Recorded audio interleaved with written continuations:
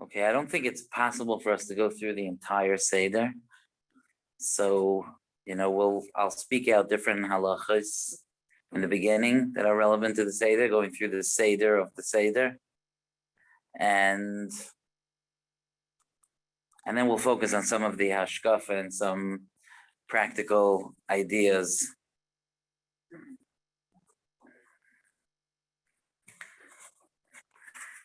Okay, so let's just start off with some of the basics of the halachas going through the Seder.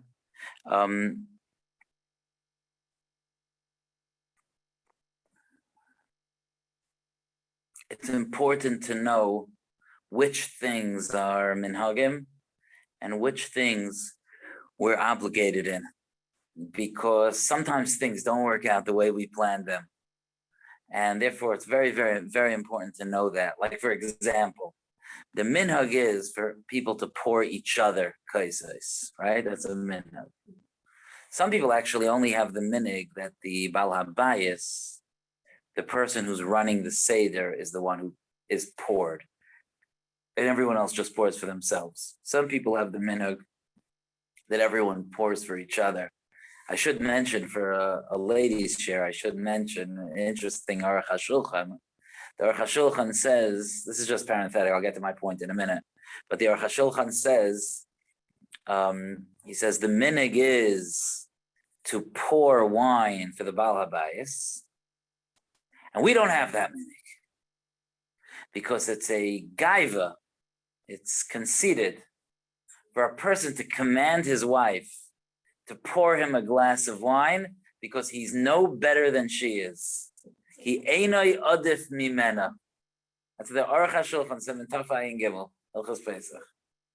I think it's important. It's an important Aruch HaShulchan. In other words, even though in Yiddishkeit we might have roles for the husband and roles for the wife, that's in terms of the role that HaKadosh Baruch Hu set up, but it doesn't mean that one is better than the other. Ki einoi adif mimena. Isn't that interesting? Very contemporary sounding Aruch HaShulchan, but in a way that's my point, is that our Yiddishkeit is eternal and timeless, and all this back and forth, all this tumult in the world about where women stand in the hierarchy of society is all stuff that we've dealt with, 3,300 years ago.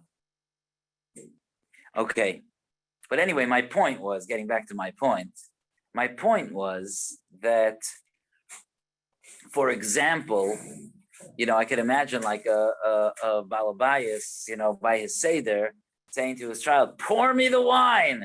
He's like, no, I don't want to. He goes, but that's the minhag, pour me the wine. Like, no, that's a minhag that we do if we can. It's a nice thing to do. But let's say, for example, eating the afikomen, even for a wife, let's say, who was on her feet all day and is passing out with exhaustion, by the time it comes time for the afikomen, you got to eat the afikomen. And it's not just a minhag, it's a halacha. So in that sense, it's important. It's not a deraisa, but in that sense, it's important to know the dinim. Okay, so we set up the ka'ara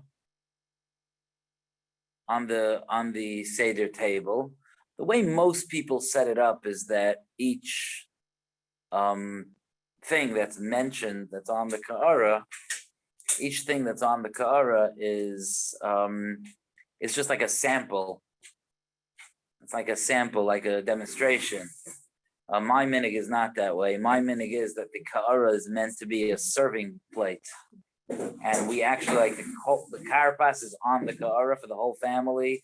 And okay, there's not enough room to put maror for the whole family on the ka'ara, but we put on the ka'ara things. I mean, the beitza, the zroya, obviously we're not serving, but the things that are servable, we actually serve off the ka'ara, which is interesting. There's different minhagim how to set it up. That doesn't, that's, whatever your minhag is or whatever your Haggadah says.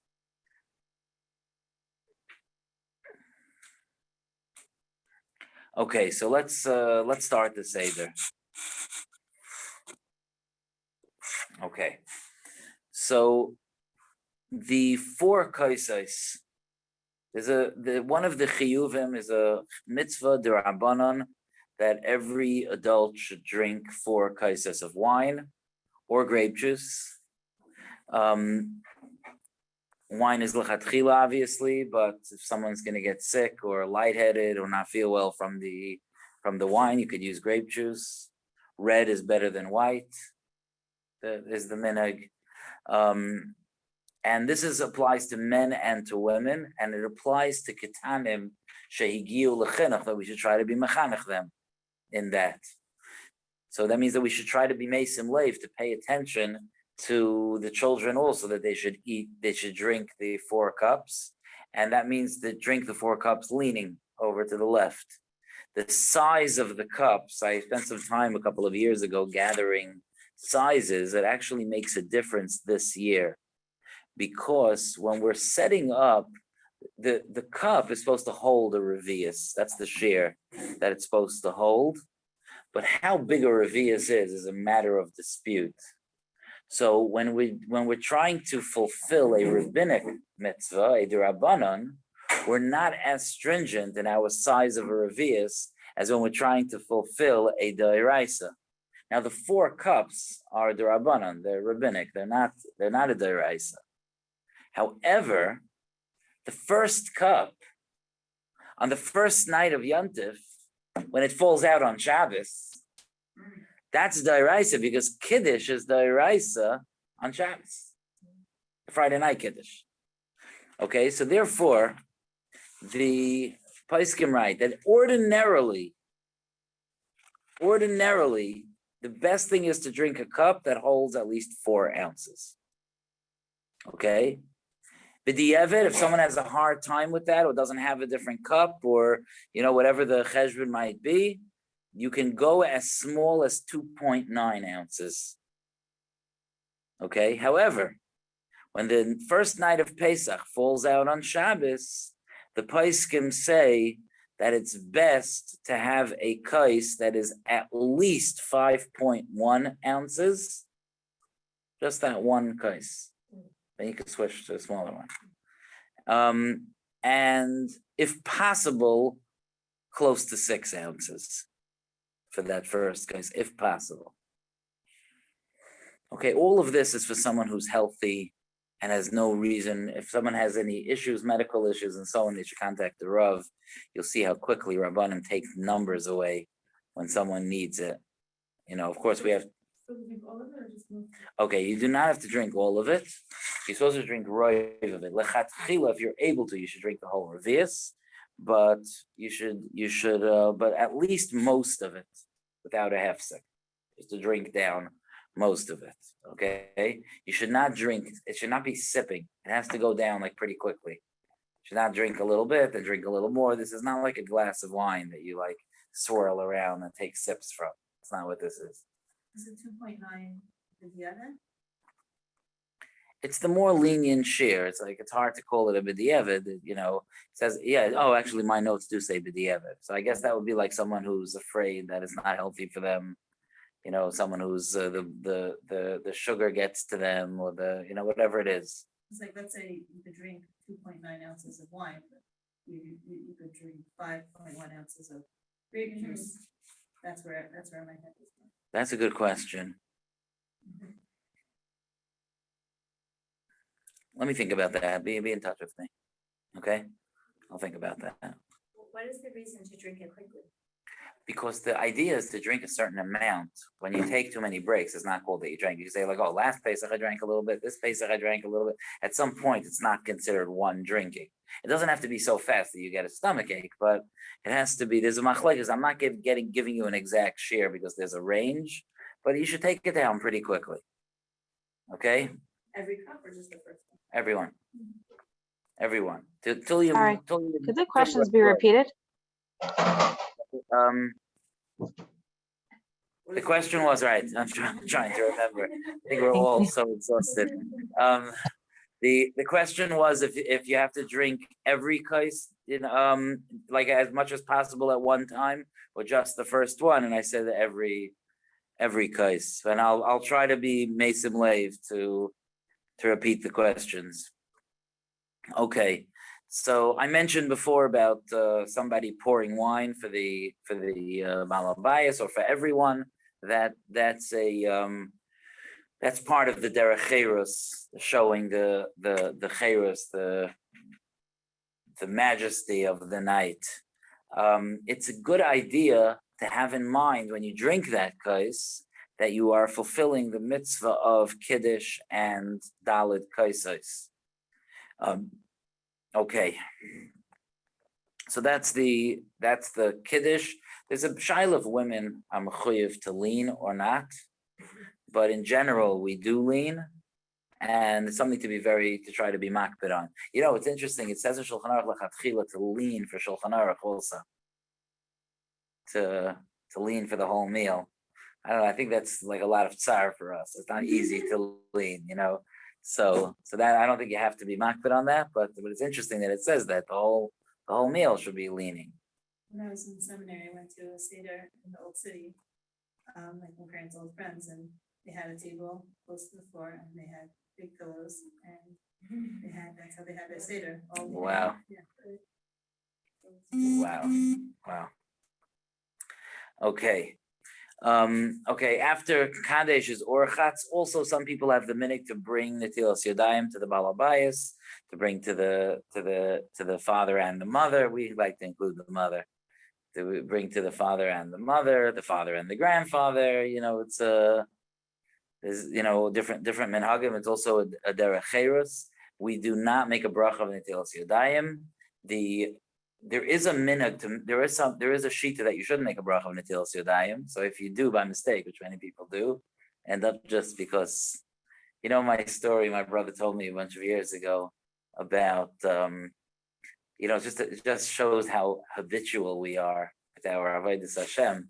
He said that this guy once was makabel on himself that once a day he's going to make a bracha very slowly and carefully, and he took a cup of water. And he went Baruch, and he thought about that Baruch Hashem is the source of bracha, and so on and so forth. Ata, you, he's mamish talking straight to Hashem. Hashem, Yud Kei Vav Kei, Adnos, Elokeinu, Hashem controls everything.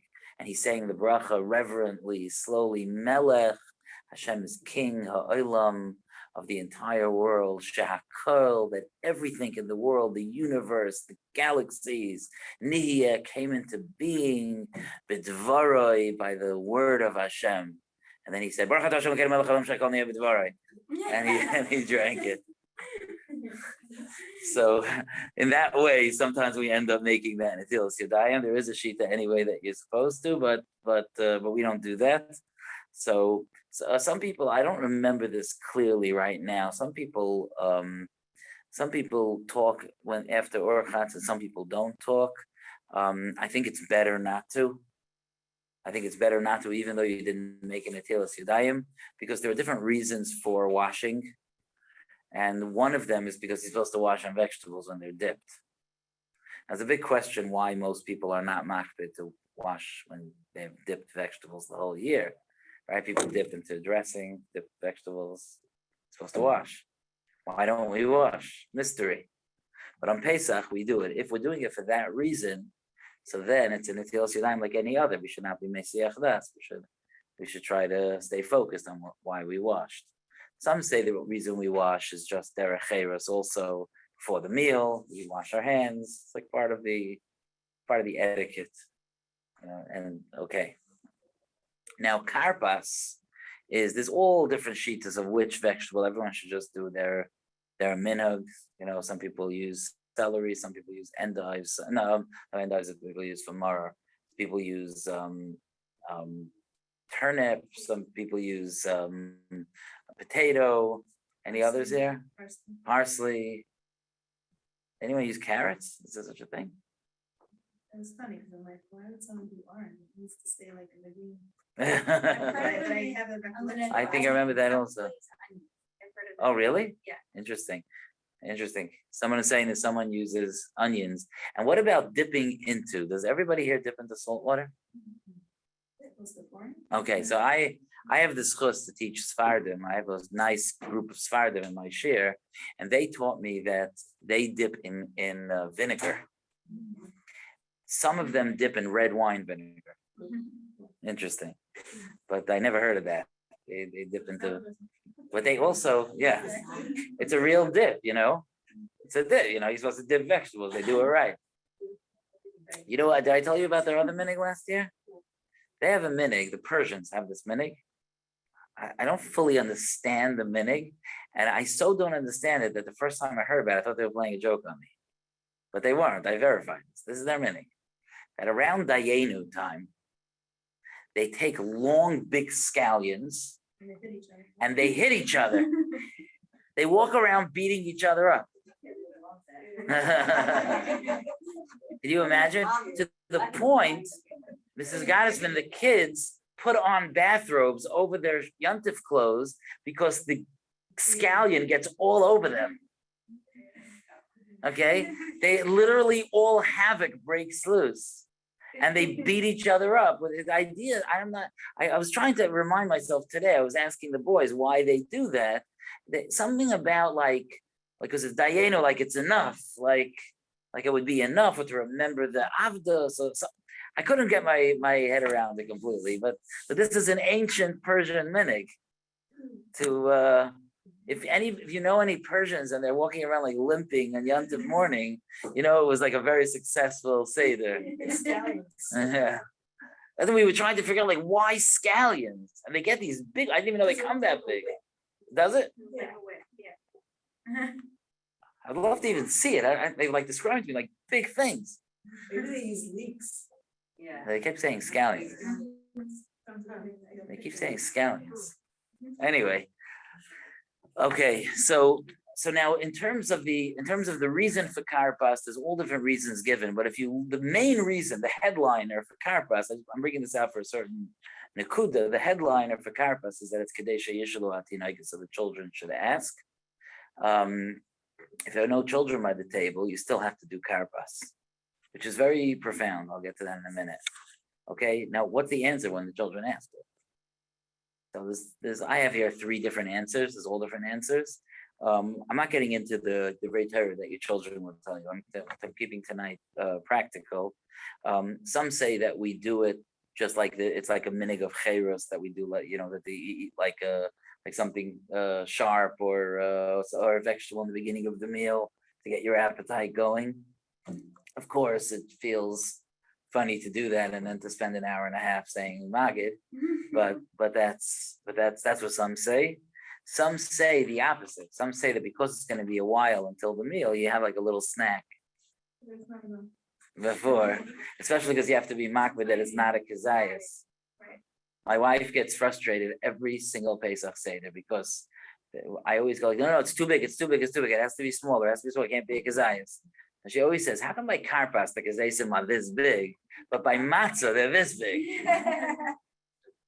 But the reason is obvious, right? The volume. No, because by matzah it has to be that big to be makayim b'mitzvah. So we're worried, so we make it the largest share. But by karpas, it's not allowed to be a kazaya, so we make it smaller than the smallest share. Right? That's Jewish life. Okay. I'm gonna say out a few more of the halachas, but I really do want to get to the children. So we make a bar priya adama, and we do have in mind to be mitzi the maror. There's all kinds of bracha issues with the maror, so we have in mind to be mitzi the maror. Someone sometimes points to the maror or something, but we have in mind to be mitzi the maror.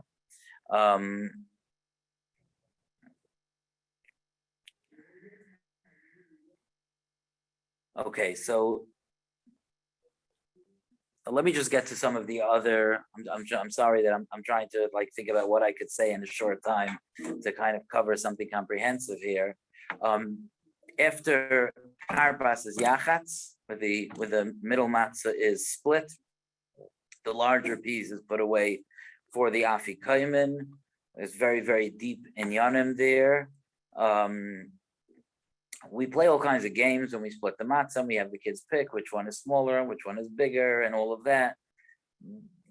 It's not really important, but it's important because we're keeping the kids engaged and we're talking to them and we're making them the heroes of the Seder. So whatever it takes, we do, we'll do that. We wrap up the stealing the afikomen is a real minhag.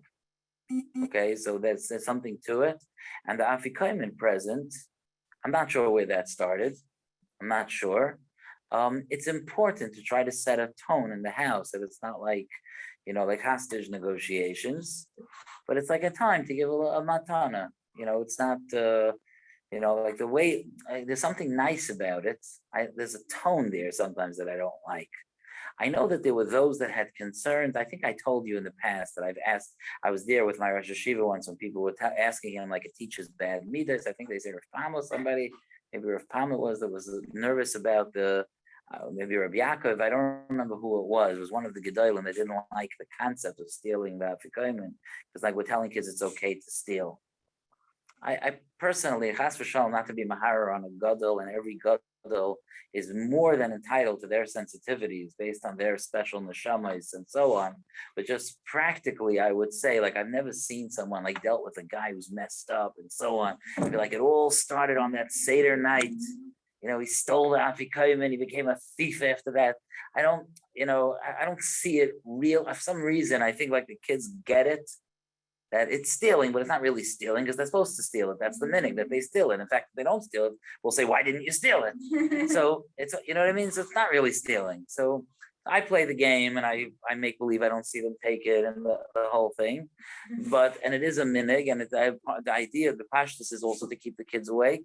And it's nice that we make this a time that they can wait till the end of the Seder and ask for different presents. Let's not make this oppressive. Even if you have to speak with your children before Pesach, you could tell them that, you could think of it. My kids already came over, my son already came over to me. Should he ask for this for his afikomen or this?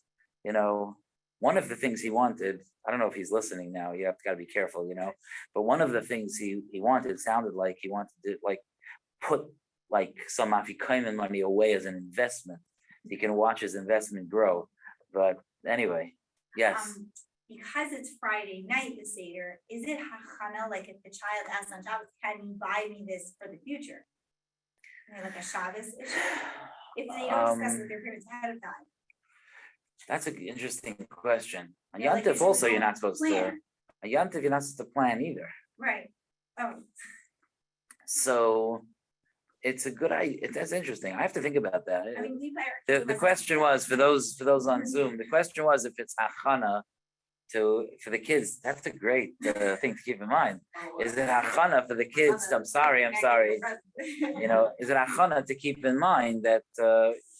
But the truth is that we could talk about it. What? Gives what they say they want. Every year, I'm like, I want to go to this. And then the next person's like, Who do you say it to? My parents. We went around the table and we all had our biggest. So like we said, it was like $20 for pizza. So it's not real. You pre-buy the presents. I have two afikomen stories. One of them is my favorite story. One of them is my worst story. They both happened to me. And it could be they were by the same daughter. One of them was, what do you want for your afikomen present? A pack of gum. Is that, you can't think of anything else you need? No. That's my best afikomen story. My worst afikomen story is, could we go on a trip and you won't bring your phone? That was sad. I learned a lesson from that one. But anyway, yes. We like have this binhag where we hide the afikomen and the kids at the right time, so they stay up, and then at the right time they start looking for the afikomen around the house, and then they find it. I was wondering if giving gifts. I know, like on Shabbos, we normally don't give gifts. Is that also an issue? Like, obviously, we can't wrap anything. Wrapping is an issue, but just giving gifts. Giving to children is okay because it's about acquisition. But the truth is, the secret. When we give our kids presents, they're still ours. So we're really just letting them use it. The present, when we give them a present.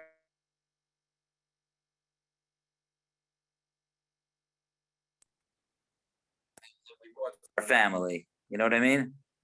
Yes, thank you. Okay.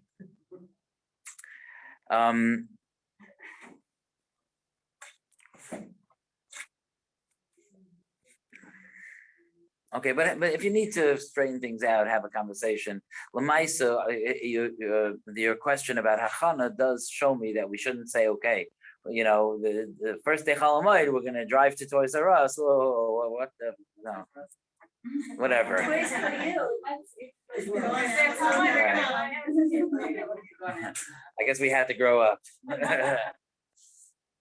You don't know what I'm talking about? What? The Toys R Us thing always was, I don't want to grow up.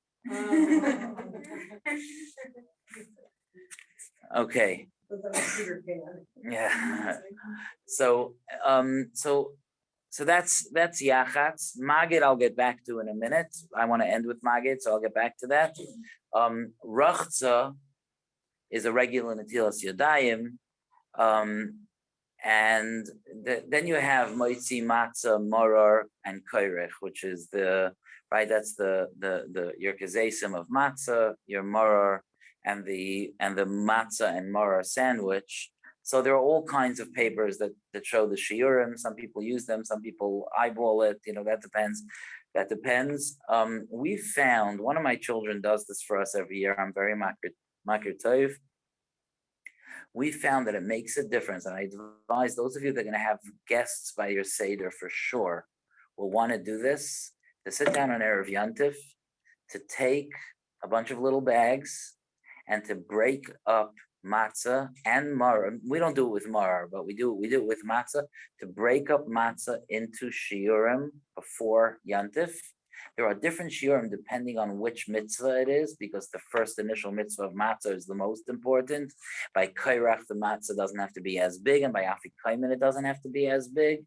So my son marks Moitzi Matzah, Afikaimen, Kairach on the bag, but it's great, because then it used to be that I would take the matzah and do like, okay, you do this. You know how long that takes when you have a bunch of people around the Seder? Now people just go, okay, Moitzi Matzah, Moitzi Matzah, Moitzi Matzah, Moitzi Matzah, and I just give everyone a little piece from the big matzah. And the balabayas anyway takes extra kezesim, so I don't rely on those bags for myself, because the balabayas is supposed to take 2 kezesim, whatever it is. I don't have a problem eating matzah. I wait all year for it. I don't have that issue. So that's not, but it really does save time, and it makes things more miyoshev. It's closed plastic bags. It stays fresh. It's I advise you to do it. It's something to think about. Again, if you have no problem eating matzah like me, and you want to just take the paper with the shiurim, and those are your shiurim, and you're good, so that's fine. If you have any physical issue with digesting matzah, with eating matzah, whether it's just a teva thing, one of my children gets very, very nauseous from eating a lot of matzah since she's a little girl. I don't know why. So she has to have smaller kezesim, because we're machmir, and some of our chumrah is just like, you might as well be machmir. Like I spoke about the oven doors a few weeks ago. The oven, knobs, like you don't have to cover it, but it's better to cover it. Okay, fine, we'll cover it. Right? So with matzah also, it's like such an important mitzvah that we'll have a larger kazayas. But the ikar hadin sizes for people that have health issues, people have gluten issues, people have celiac, people have digestion issues, whatever the things are. So some people are pater because they can't eat it, and they're pater. And even the people are chayav. There are very, very small shiurim. In other words, my wife's point is be'etzem right. Remember those shiurim from Karpas? Those are shiurim of a kezayis. You just need a rav to tell you exactly. And if you would be in touch with me or with another rav, or ask your husband to be in touch with someone and to find out what those shiurim are. People shouldn't needlessly suffer. If there's a suffering involved, sometimes the Torah wants us to be meiser nefesh, but very often we just have to find out what the halacha is. And we sometimes torture ourselves because we don't know the halacha. And there's Indian for that. Let me just say this about the Seder night and the Haggadah, because this is really getting to the core of the night. First of all, the night of the Seder is a night of incredible love from HaKadosh Baruch Hu to us.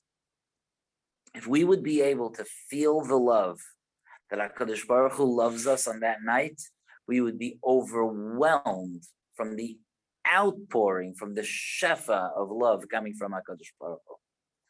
And we need to try to the best of our ability to give that over to our families.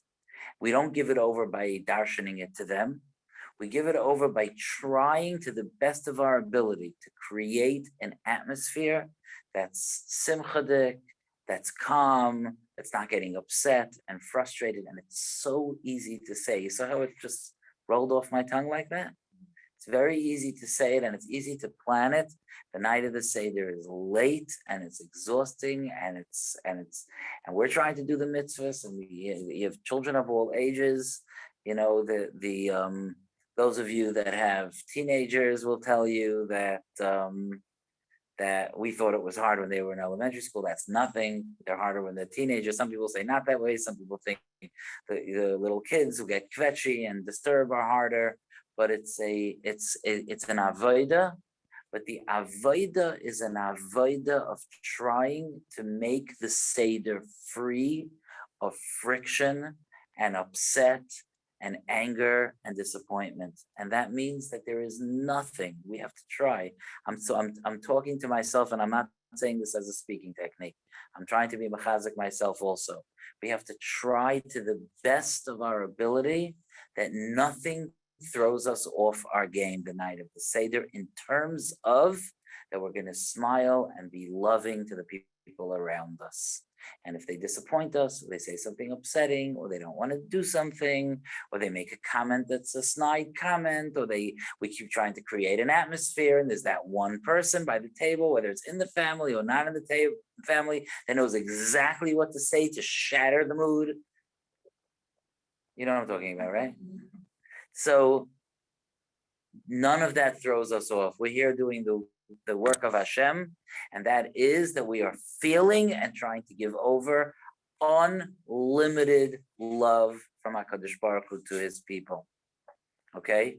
Now I wanted to just say a little bit about interacting with children. Think about this, how often have you heard that we do things by the Seder so the children should ask? Right? It's such a huge thing. So the children should ask, so the children should ask, so the children should ask. If there's no children there, still, so the children should ask. Okay, they were the children, you know the drasha. Why is it so important that the children ask? And the Pesach night is like the core of the chinuch of the Yid, right? That's the core. That's the beginning. Klal Yisrael started doing chinuch that night. We started educating our children that night. And the core is, the foundation is, Kidei sheyishalu atinaykos. So the children should ask.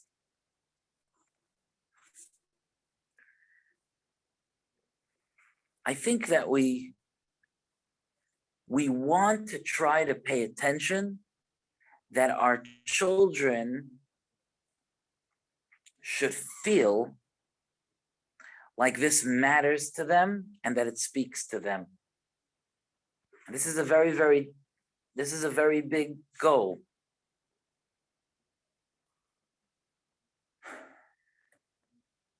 We would like the night of the Seder on some level to trigger within our children a ratzon to be engaged with Yiddishkeit, to be connected. So I wrote down 3 questions, and I'm going to end with these 3 questions, okay? 3 questions to ask ourselves before we're machanech our children on the Pesach, on the Leil HaSeder. And each one of these 3 questions is the beginning of a job for us to do. In other words, I want to be very, very clear. My kavana, when I speak about engaging children, is not to criticize us parents. We are trying very, very hard to do things right. And we are in a generation that's very challenging. And there's a lot of negative influences, and we're doing everything we can, to raise children that feel like they want to be engaged with Yiddishkeit. That is a tafkid, a job that HaKadosh Baruch Hu gave us, and how successful we are is in the hands of Hashem. Our job is to keep trying. But each one of these three things is a makom to give me something to work on that could help me towards that end. Okay, so please don't hear anything that makes a person feel criticized. In this, we're working together to see how we could inspire ourselves to be better teachers to our families. Okay, so if I want my children, so I have three questions. Number one, I know we're supposed to do 4 questions, but we're gonna do 3. If I want my children to be engaged, question number 1, am I? We can't expect more of our children than we expect of ourselves. It's wonderful when our children exceed us and do something better than us. That's a wonderful nachas, but that is not our expectation.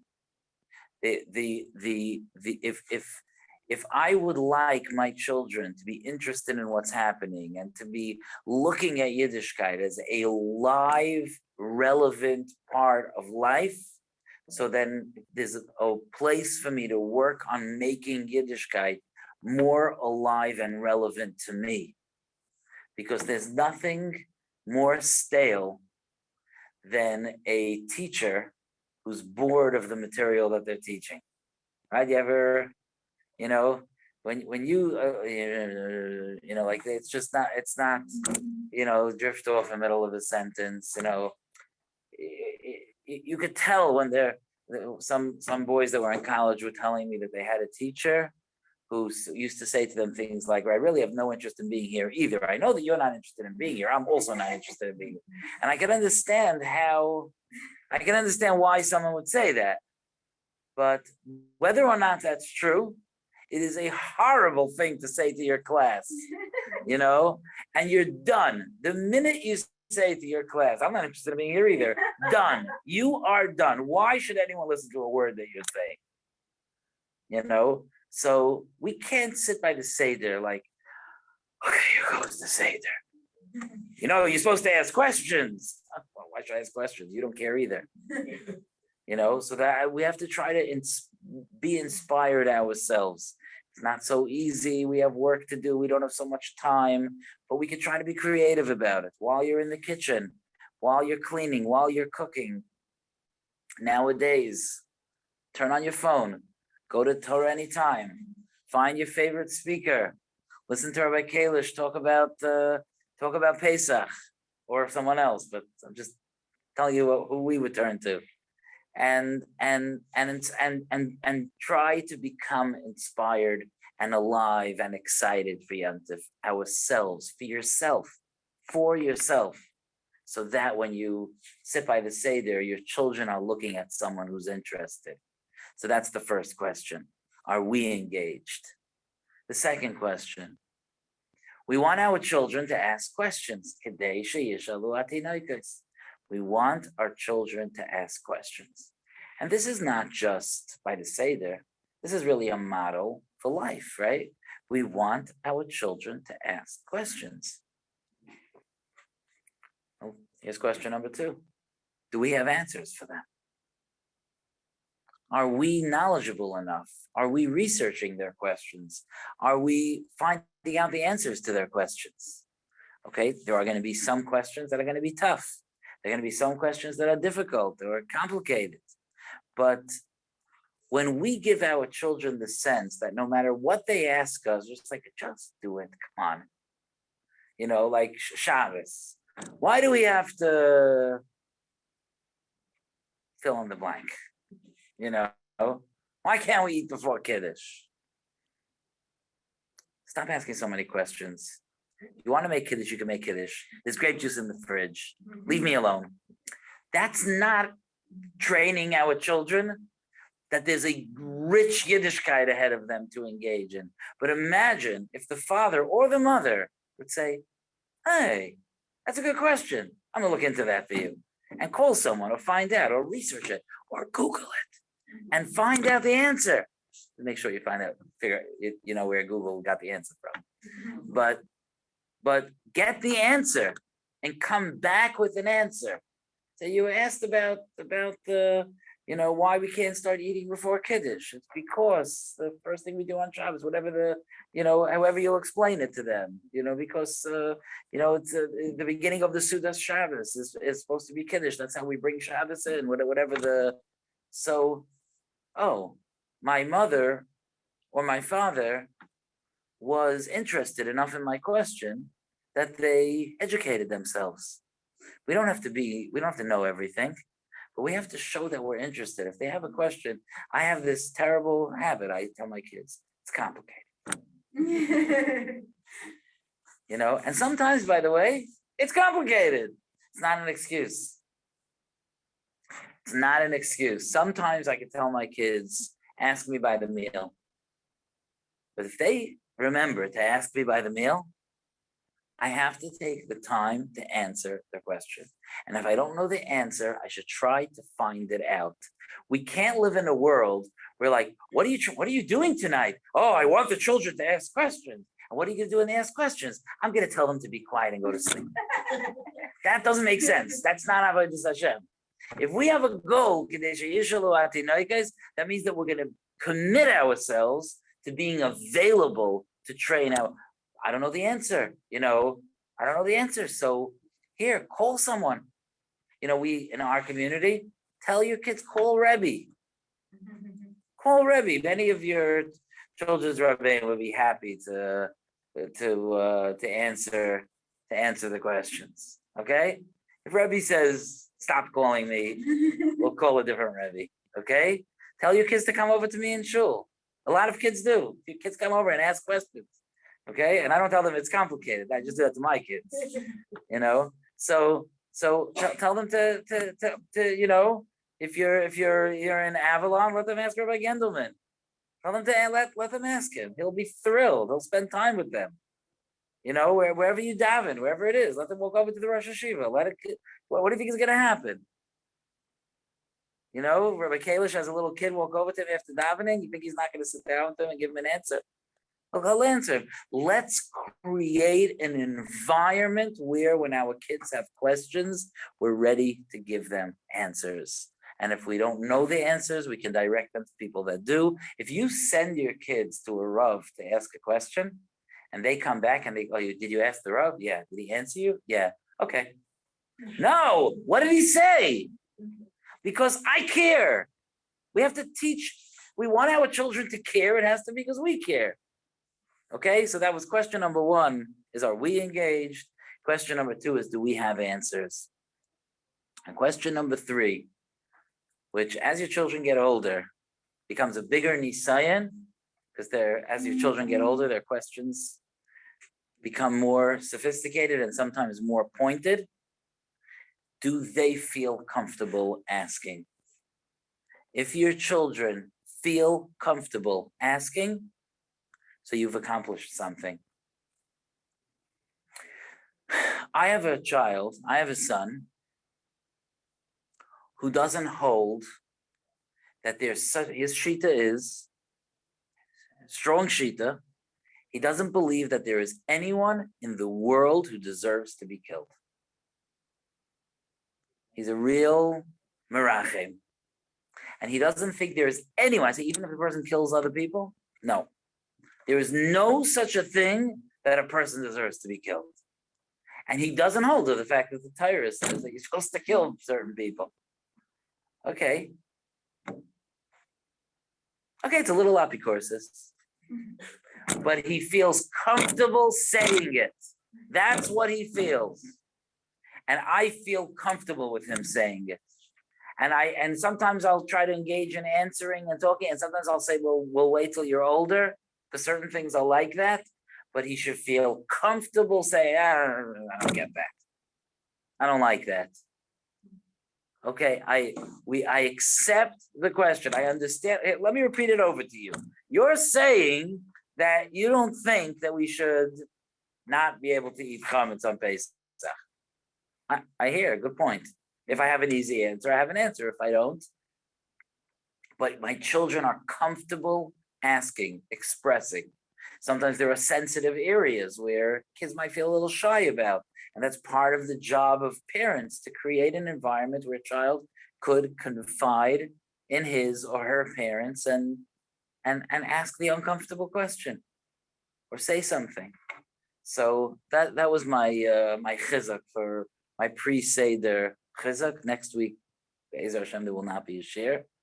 So to ask ourselves these three questions as we go into Pesach: are we engaged? Do we have clear answers for our children? Do our children feel comfortable asking questions? And if your kids ask questions that hurt, by the way, some people listening to this, I don't even know who's on, but some people listening to this maybe think about questions that hurt. What are you talking about? And some people listening to this are like, I know exactly what he's talking about. Okay, but if you know what I'm talking about, let me just say this: you've accomplished something if your children are asking those questions at home. That means that they have a safe place to ask the questions, and keep it safe.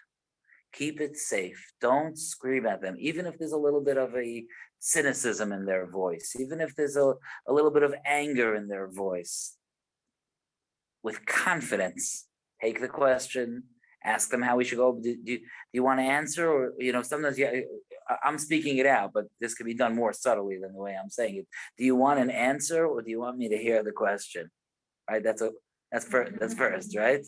So, but if your children are at home and they ask questions or they make comments and it hurts, so you have to tell yourself it hurts. But Baruch Hashem, they're doing it here, and that means they feel comfortable expressing themselves, and they know what we hold, and they know what we believe.